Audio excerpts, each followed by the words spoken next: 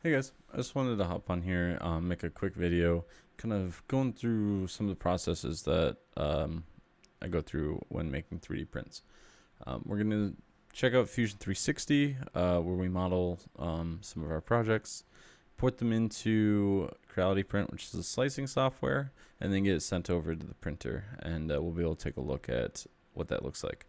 So we're going to head over to the desktop quick, and we will open up Fusion 360. So we got quite a playground to work with. In this case, we're gonna work on a project like this. This is one half of a box, and we'll show you in a second. Let's just make a simple box really quickly. So we're gonna grab a sketch tool, grab our plane. We're gonna create a box.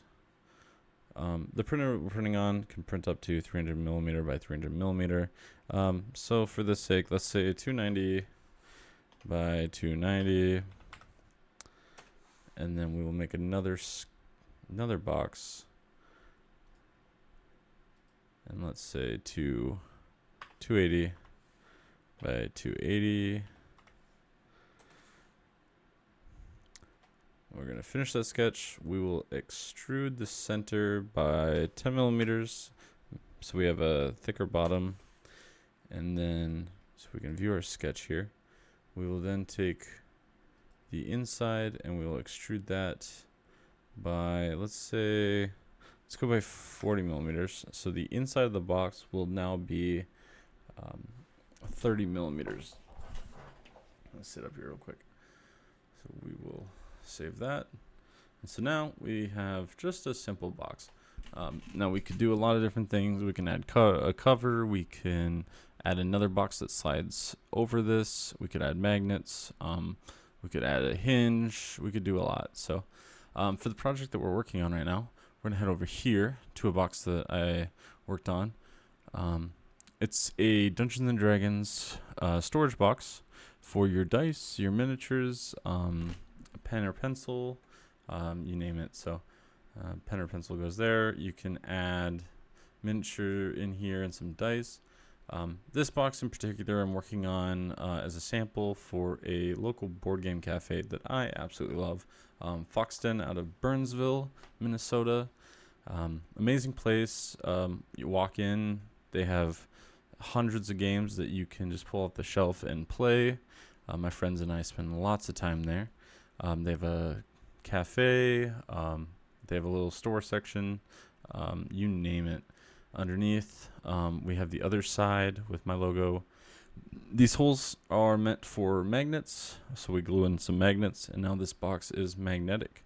It's a really nice box. So we'll go ahead and we can export this. What's nice about Fusion 360 is it has the 3D printing export. Otherwise, I could convert this to a mesh, but we don't need to get into that. So we'll go ahead and select the bodies. We're going to export, and let's just say D&D. We'll just call it D&D. So we're going to save that. Now we're going to close Fusion 360, and we're going to head on over to Creality Print. The printer that we're printing on is a Creality K1 Max.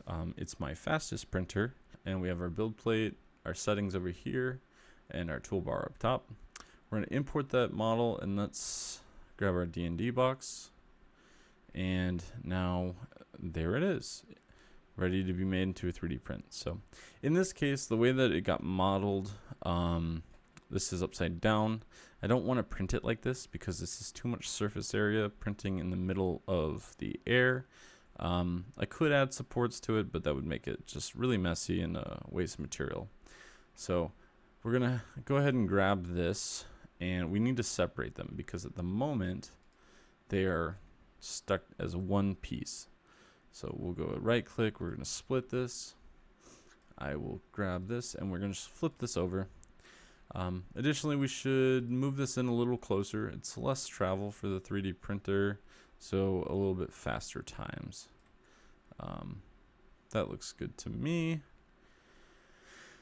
Now over to our settings. Settings are very important.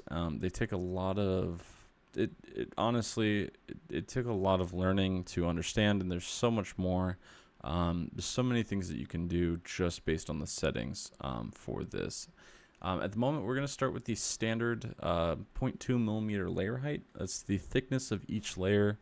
The smaller the layer height, the finer, so the better quality that you're going to see on the outside, because the layers are squished together a little bit more, so you're not going to see those lines as much.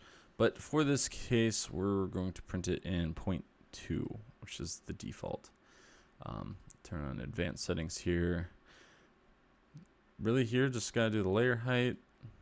Our walls, this is going to be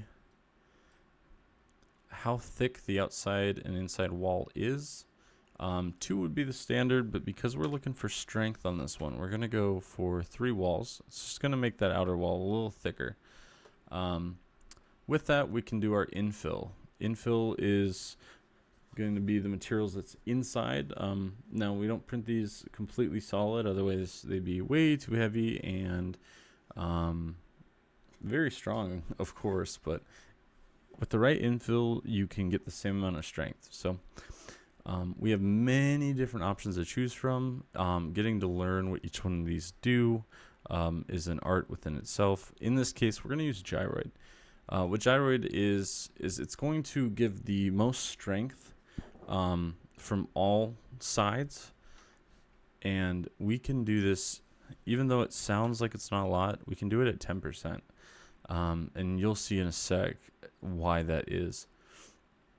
Our speeds, again, we're on the K1 Max. This thing is wicked fast, so we're going to print the inner walls at 300 millimeters a second. My first printer, it printed around the 50 millimeter a second mark, and so my printers all vary in different speeds, but for the most part I try to push and calibrate and tune to be able to get the fastest I can. However, that said, on the outer wall, because we want that nice smooth finish, we're going to go with 200 millimeters. It's still really fast, but it's slow enough that these layers are going to have more time to stay melted together, giving us that smoother finish. Supports, we do not need supports in this case. If we were to print that one that was upside down, it would add pretty much a support structure. So when we're printing in the air, it has something to print on top of, and they just snap away quite easily. But in this case, again, we do not need them. Bed adhesion, we have a large amount of surface area touching the bed. In this case, I'm not really worried about things peeling up off the bed.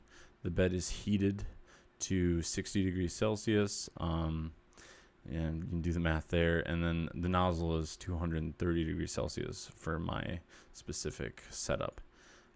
First, I'm going to do just check a few things here.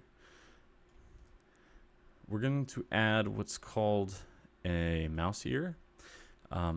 The different brims that we can use, you can print a raft, which is its own 3D print that allows for the item that you were printing to print on top of plastic instead of a metal bed.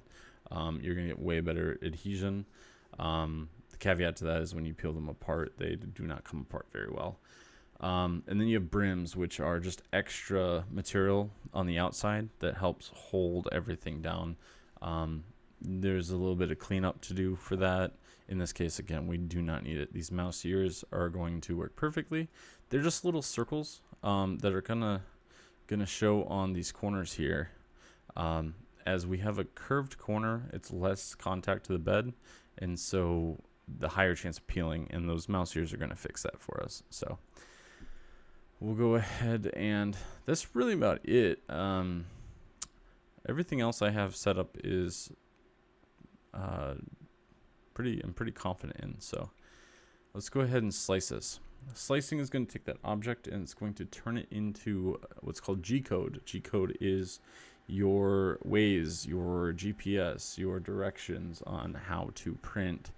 And so the nozzle is going to tell the nozzle when to start, where to go, where to travel, when to go to the next layer, etc. You can see these mouse ears, how they apply to the corner. It's just a little bit of plastic, and these peel right off perfectly fine. Let's take a look at that infill real quick. So if we pull these layers down, we can look at a few different things. So we have those walls. We added that extra wall. Just again, going to add a lot more strength to the outside. The walls are just as important as the infill.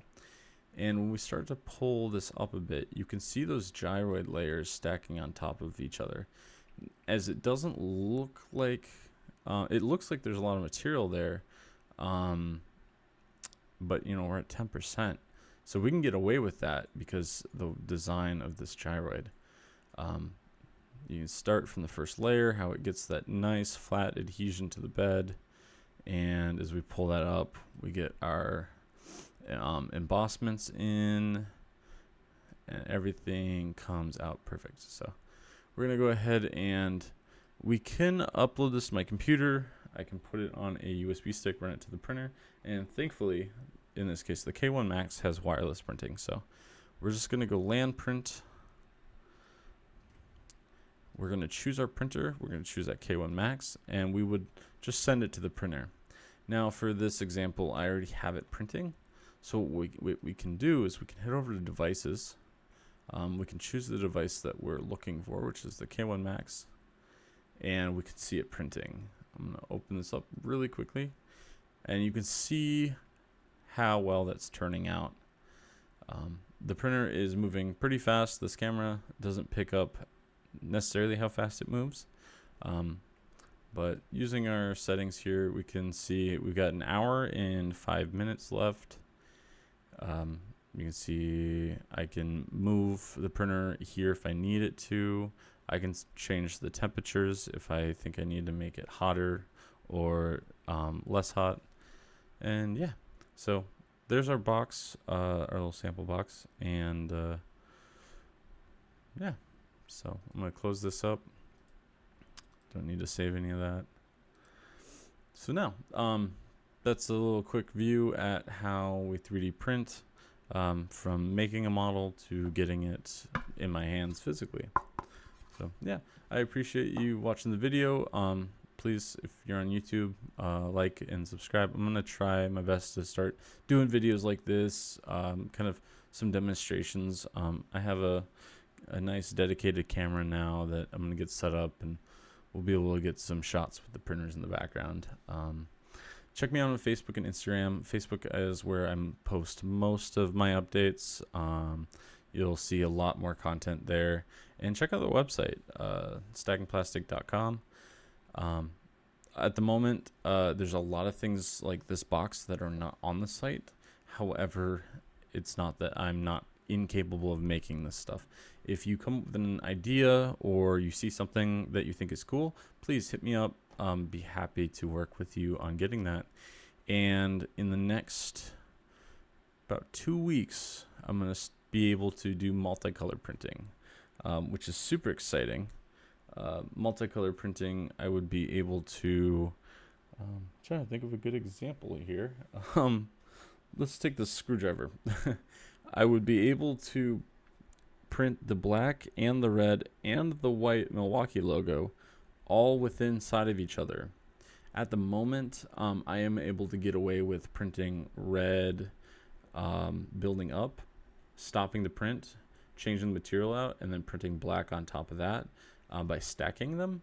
But our multicolor system is going to allow us to print the red, stop, print the white, and keep going, and then be able to stop and print that black and go back to red. So it's going to be nice to get what is ideally fully painted projects just with plastic.